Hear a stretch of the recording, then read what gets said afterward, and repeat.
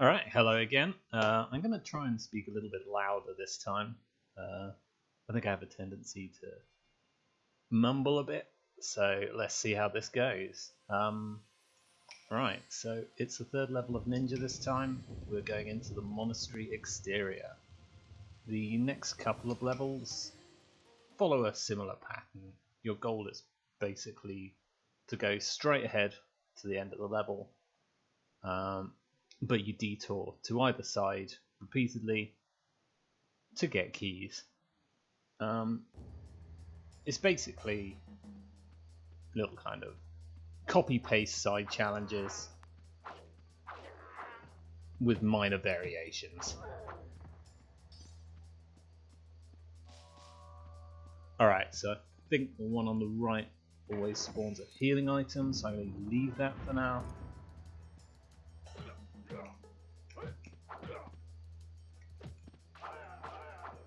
Probably because I'm going to fumble this fight. And miss that coin. So yeah, here's the first of the lock gates. There's 4 in total in this level.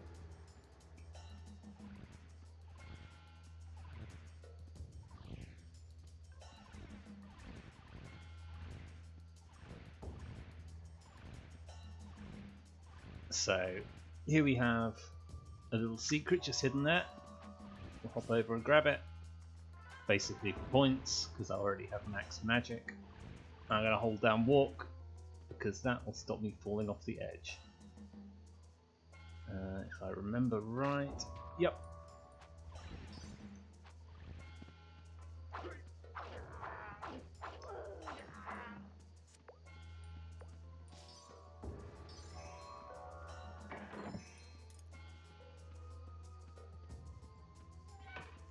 So basically the other side of the level from this is very similar, practically the same. There's not very many variations.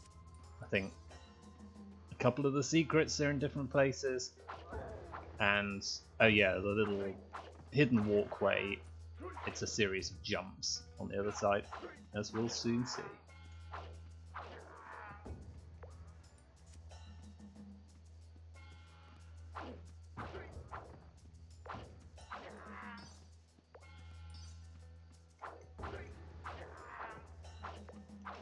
So I was saying in an earlier video, you know, I was expecting it to be like Tomb Raider because it was made by the Tomb Raider people. Obviously, it didn't turn out that way. So you can see it's very heavily combat orientated. I mean, Tomb Raider had a lot of fights as well, but a lot of the focus was on kind of just finding your way around, climbing on stuff. This game, obviously, no climbing at all, but it does have jumps, so I suppose it has that similarity, but they're not really as exact as Tomb Raider's jumps. The early Tomb Raiders obviously always had the camera right behind your character, whereas here we're looking kind of down on him from above. I'm going on a diagonal angle, which is one of the big issues with a lot of the jumps.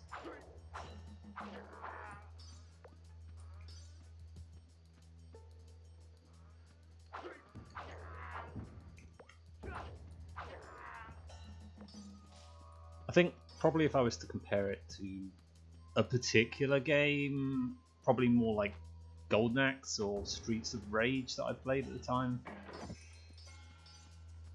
I think there was Fighting Force on the PlayStation 1 as well, but I never actually played that. I think it reviewed slightly better than this one. Probably didn't have all the jumps for a start.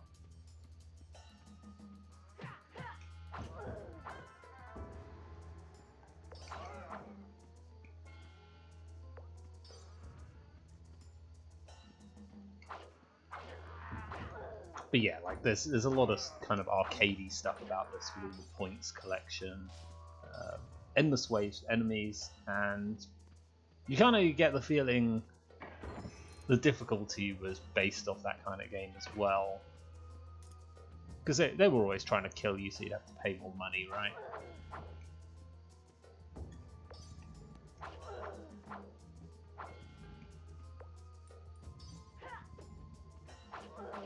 But you know, a patient player could get good enough to really like trash through the levels and show off in the arcade, get the high score. This game does have a scoreboard. I don't think it matters.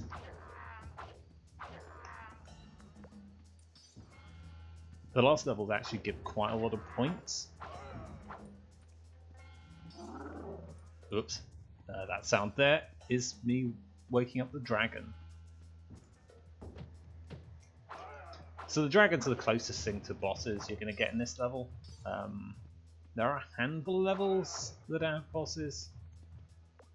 The next level technically doesn't have a boss, but it leads on to a single boss stage, so same difference, right? It's another one of those cases where I don't normally melee them. Or, well, I say that, you can't actually hit this one with daggers. At least I don't think it does any damage. But I don't like meleeing it because it tends to roll over you. Or hit you with its tail. Or bite you. Oh, there's the roll.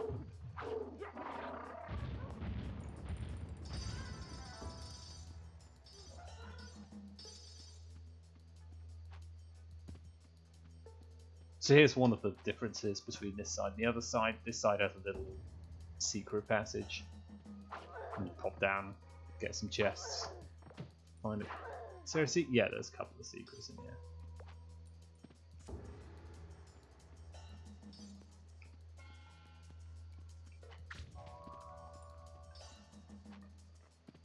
Building up not a bad amount of coins now. Since we're at full power already, we're mostly going to be looking out for the ultimate sword and any healing items. Beyond that, the most interesting things are extra lives. We're already at 7 though, so at the moment we're not really challenged for those. Right near the end of the game. In fact, I think it's literally going into the final level. There's a continue for 5,000, but we'll easily have that much spare by the end. And if I play it right, we won't need it, but we'll just have to see how that goes.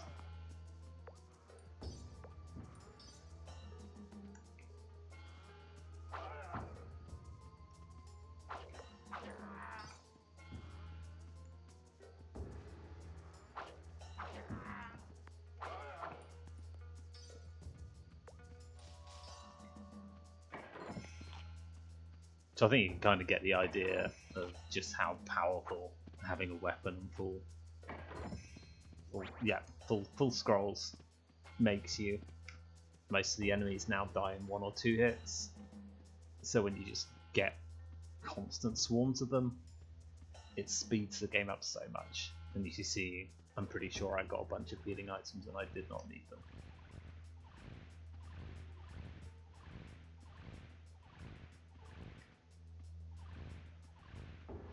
There's an example of where it's just as well I was holding down walk, because I was about to walk straight off the edge. But with walk, of course, on, you can't do that. Sometimes I pop in there early. I think actually this time around I'm going to leave it and go on these jumps. So again, if you slightly miss this, you just immediately die. You lose your weapon and you lose a scroll.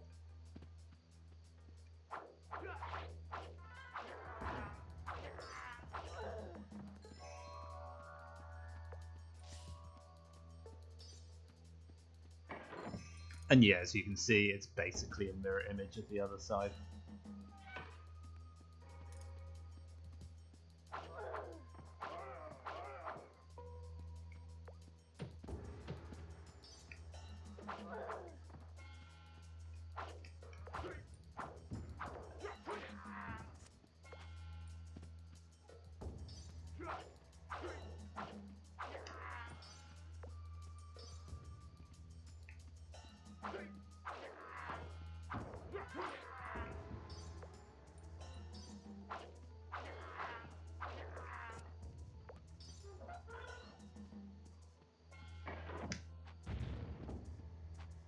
Good old traps.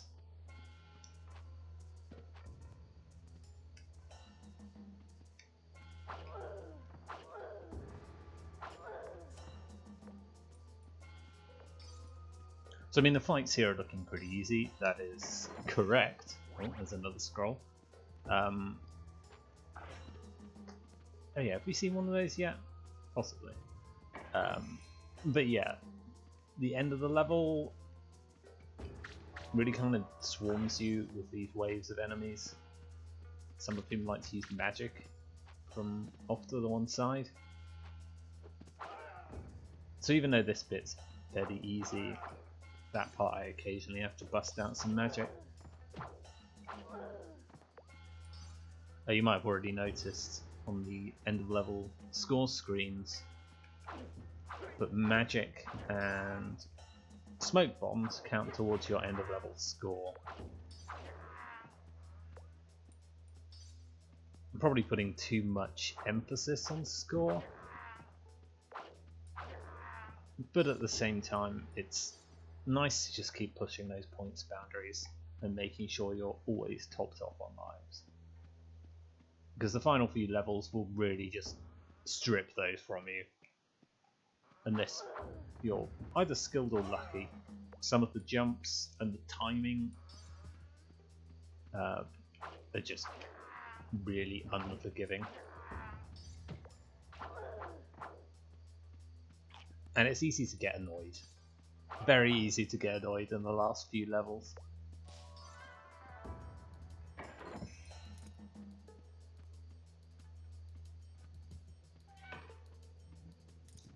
So you can wake up the dragon at any time. I try to avoid it. But if you go too far onto the field, as I did last time, you can easily wake it up and then have to fight all these guys at the same time as fighting the dragon.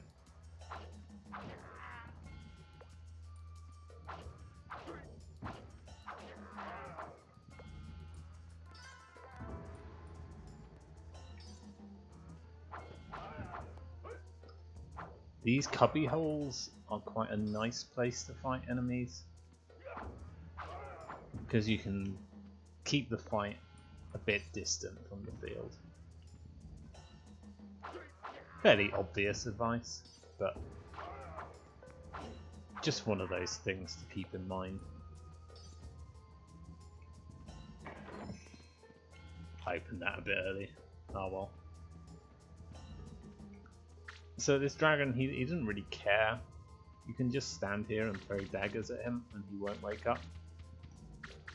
You can see them bounce back. If you're a bit closer, they will hit your character and damage you.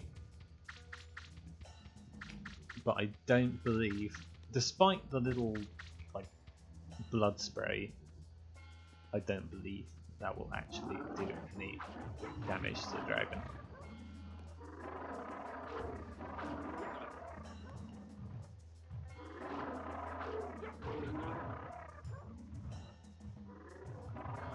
This is one of those cases where I think you do so much damage compared to how much damage you take that it's better just to stand there and hit it and not try to be clever. Like, the more you try to be clever with that kind of fight, inevitably the more damage you take trying to jump out of the way. So just stand next to it, whack it, and hope.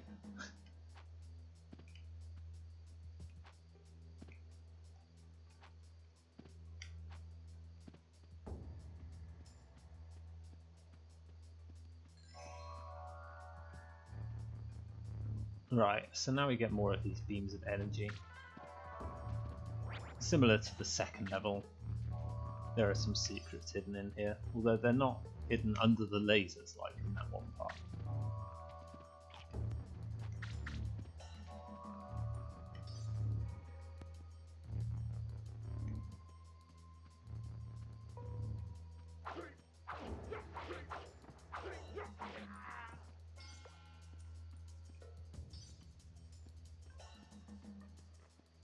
Now here's inevitably where I'm going to trade a life to earn a life.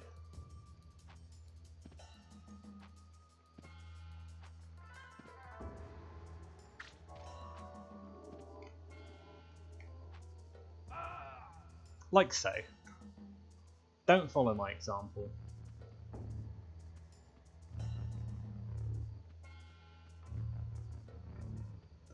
Well, we've seen plenty of scrolls through the rest of the level, so I'm sure we'll see some more, right?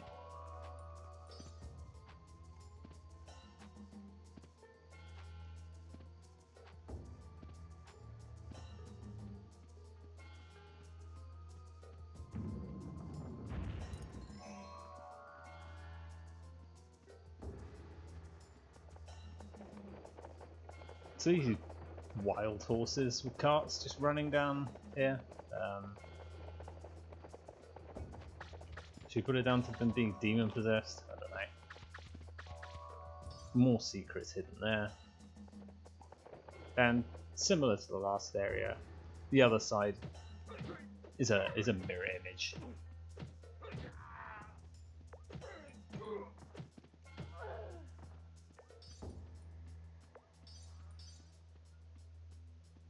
Right, so I think this is... Oh no, we did have all the monsters in the last level. But yeah, here's some more monsters. These are the guys I was mentioning earlier. They do like to stand off to one side and hit you with magic, so I tend to focus them down first.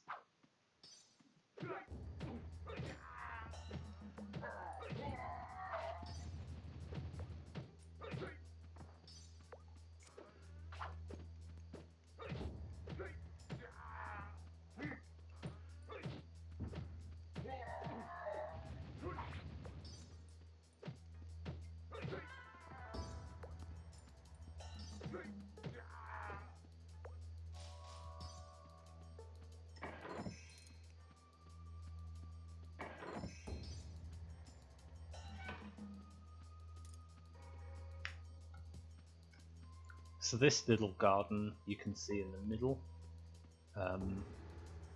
you can't access it from here. This guy's a ninja, he is unable to climb.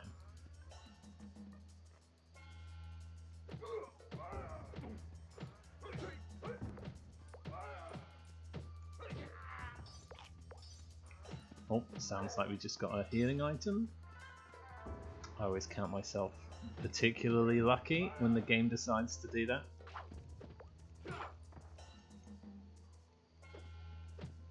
One time the other day, I just got like 4 or 5 healing items from enemies in a row. It was crazy.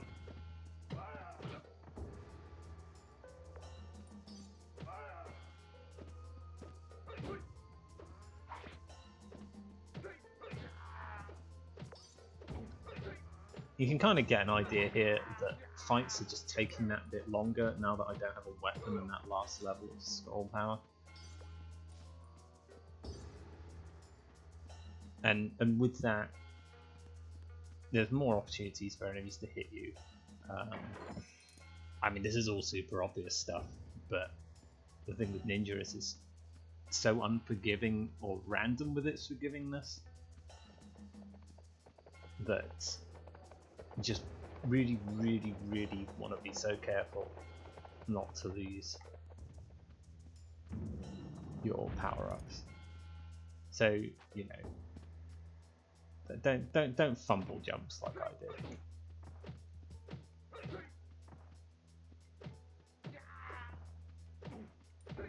Though in my defense, you couldn't actually see the platform you were jumping onto, so it's kind of guesswork. This is another one of those bits where the little gravestones can be shot with knives, daggers. Hitting this one opens that.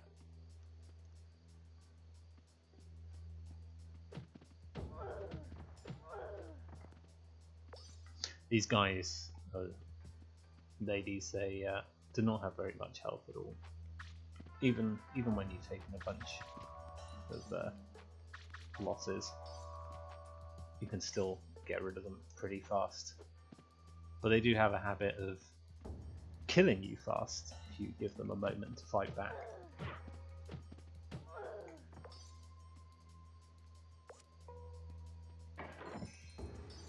I guarantee sort of guarantee that one of these will be trapped.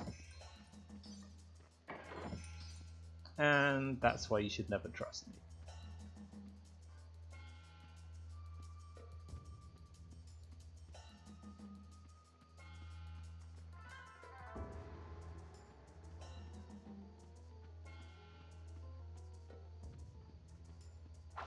So as before, basically a copy on this side.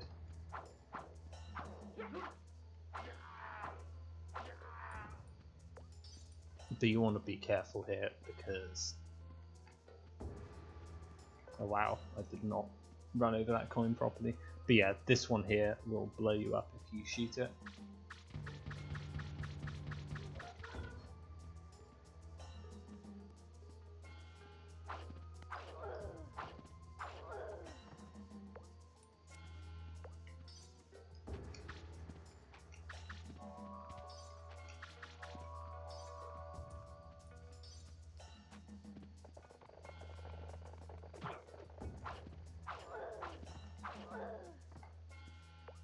See, after getting all those healing items, now I'm getting kind of low. Oh, there's a scroll, so that's put me back to full power. I really just want a healing item from here. There we go.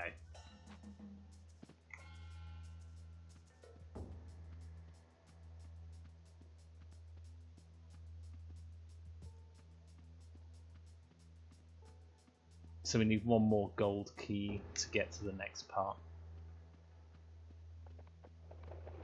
More of these angry horses.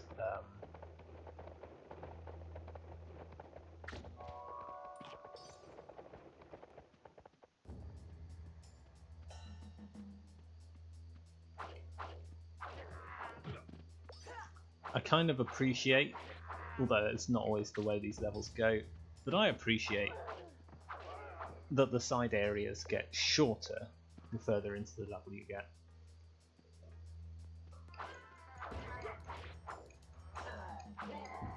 It does feel kind of repetitive.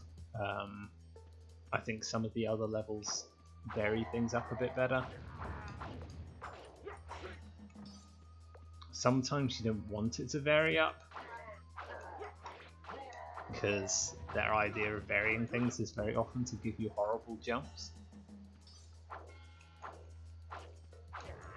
All the same, like each time a new door just keeps opening. We're stuck in one spot for a while.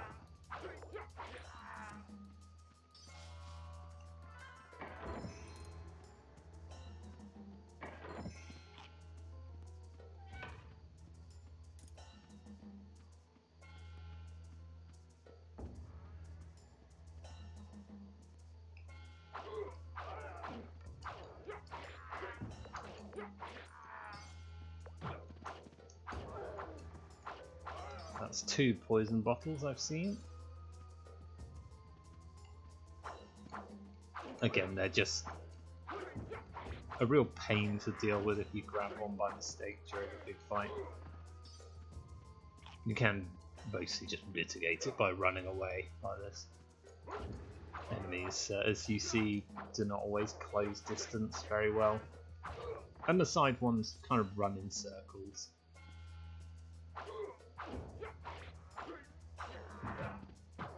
So you do at least have options.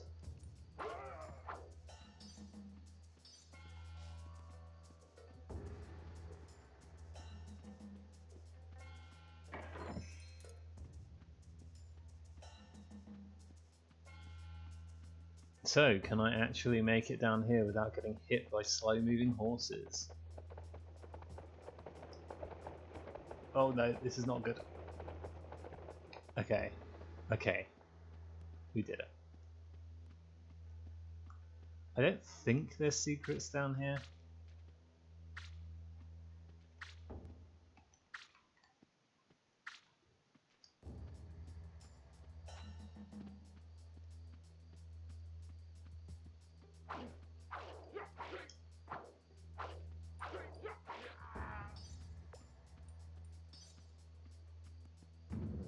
So this room stands in for the boss encounter of the level, if you ignore the dragons.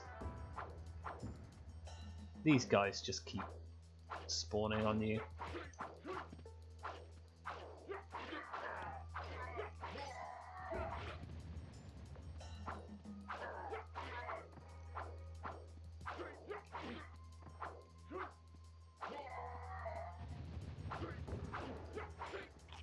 Just grab that healing item, very kind of them.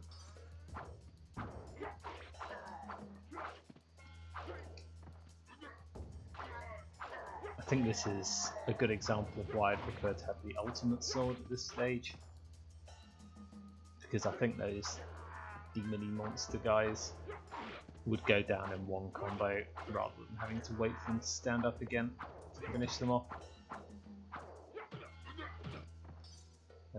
They quite like blocking as well.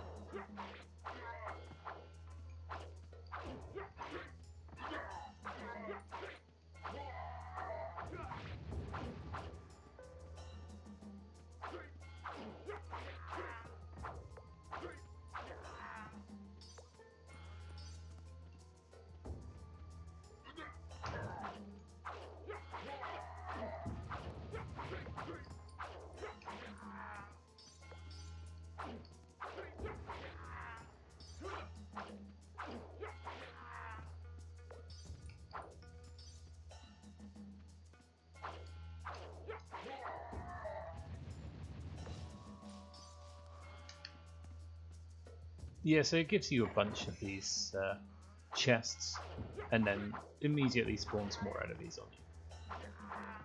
The invincibility doesn't last too long, but might as well use it here.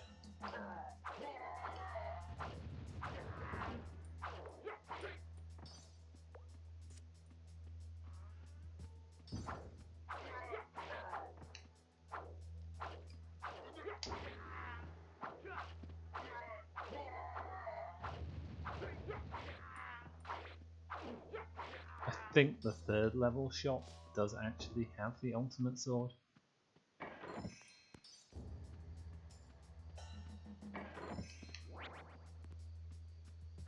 And that chest in the middle means that we've cleared that particular set of enemies and can now go on to the next level.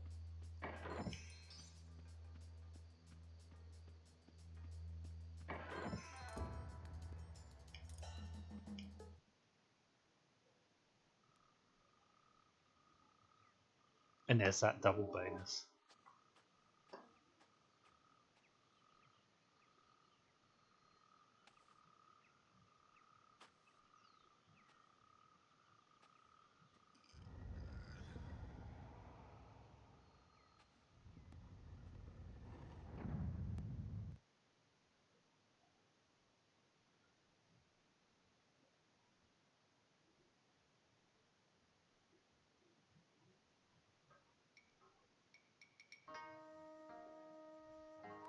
Yeah, so there we go.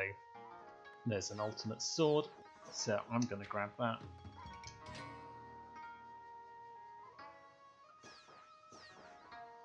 You don't need a power up, you don't need smoke bombs.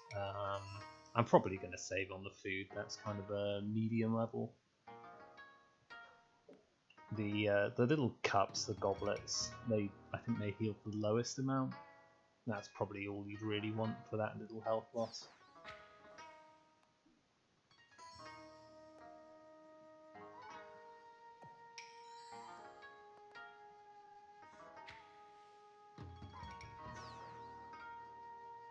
So I don't think I've actually shown the animation of him leaving, so here you go.